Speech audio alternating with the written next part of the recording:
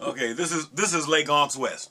This is Lake Gonks West is the name of the studio, and it's in my home in the bottom part of the place. And we have a digitally controlled analog console, which is an old Euphonics, which works very well. Sounds good.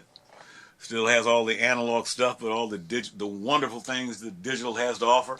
So now is this is like main and then monitor section up here? That's whatever you want. You can assign it to be whatever you want. Oh, okay. So it's all that's the great thing about it. It's assignable.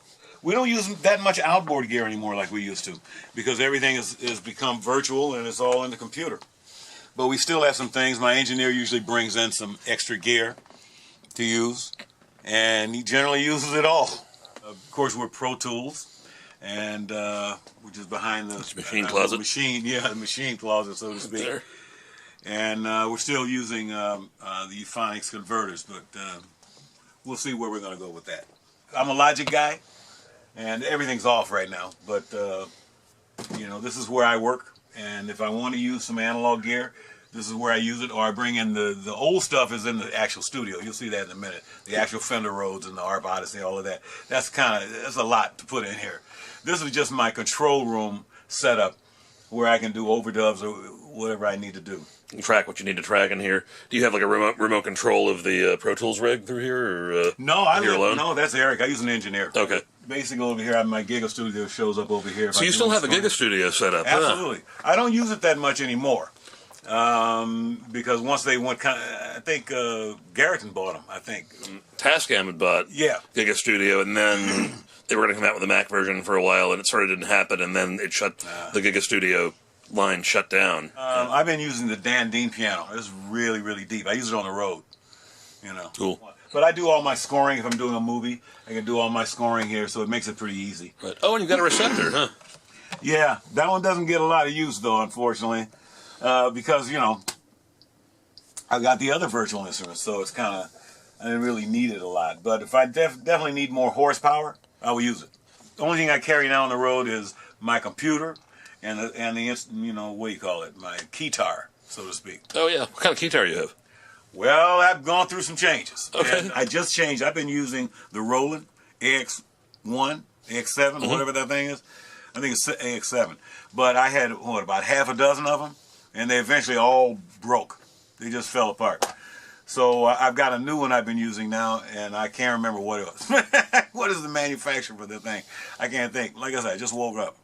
Well, there's the new Alesis keytar, which is Alesis, that's what it is. The Vortex? Yes. Yeah, it's got aftertouch. Yeah. And the little drum pads on it. It's great. Yeah, that's the one I've been using. My tech found it and says, "Hey man, you got to check this out." And so we looked at it and bought one. It was simple enough. It was not expensive, and it seemed to do everything that the AX7 was doing. So I said, "Okay, I like it." But we had to change one thing on it, which is kind of interesting, because for some reason I wanted something with a wheel, and for some reason, like old school, when you push the wheel up, it goes sharper. For some reason, when you did it on the Vortex, it went flat. But my tech went in there and he said, "I can fix it," and he just changed it. This is the shop. These are our computers for the console. Oh, okay.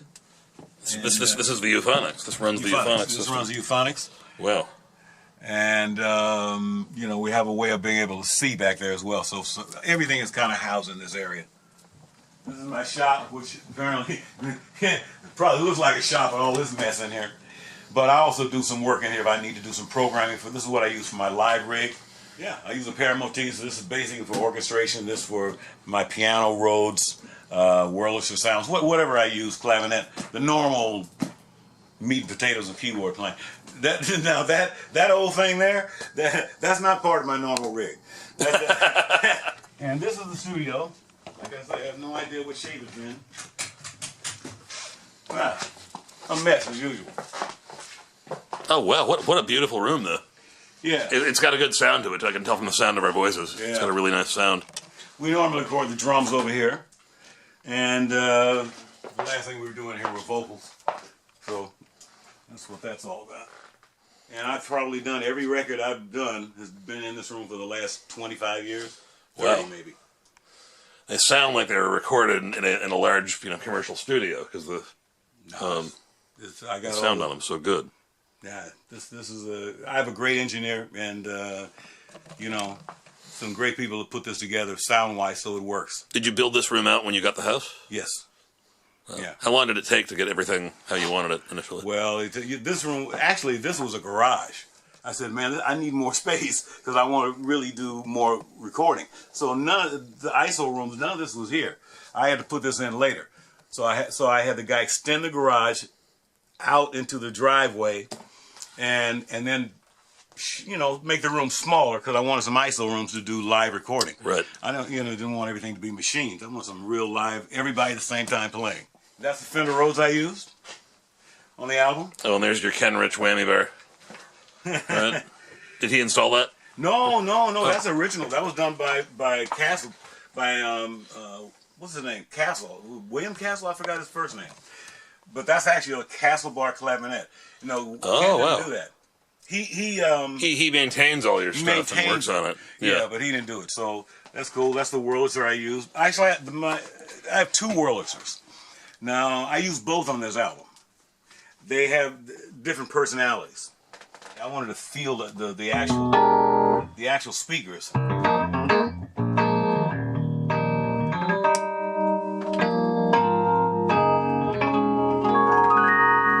Sonic Rhodes.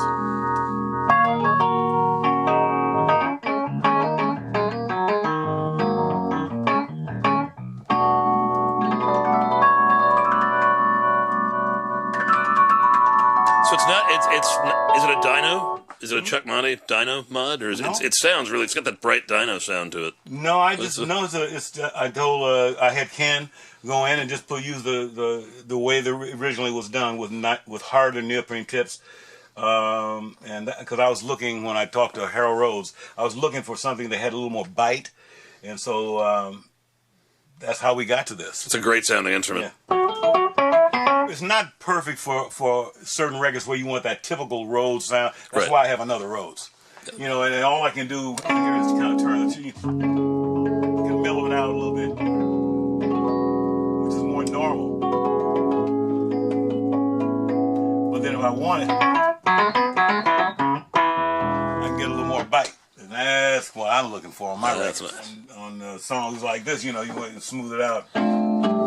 See, one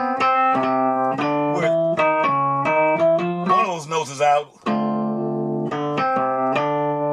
Anyway, I knocked it out of tune. Something happened. I can hear it. Woo! This Wurlitzer is unique because it has no speaker. I bought it from Ken Rich. It was specifically designed for the studio, and it's been modified a little bit with the vibrato, the electronic section, to be able to have more control over the vibrato and tonality of the thing. And this is only here that's for my ARP Odyssey. This normally sits up there, by the way. But it's unique because it was designed for the studio. It has no speaker, and it's very clean, and no buzzes, no hums, no nothing. It's very cool. And then this is my Bosendorfer, which we haven't been using in a while, so it's got equipment all over it. Your favorite piano is the Bosendorfer? Oh, absolutely. Well, no, it depends on what it sounds like. This is a great piano. It's a great sounding piano. And as testimony, it's on the record. Check it out.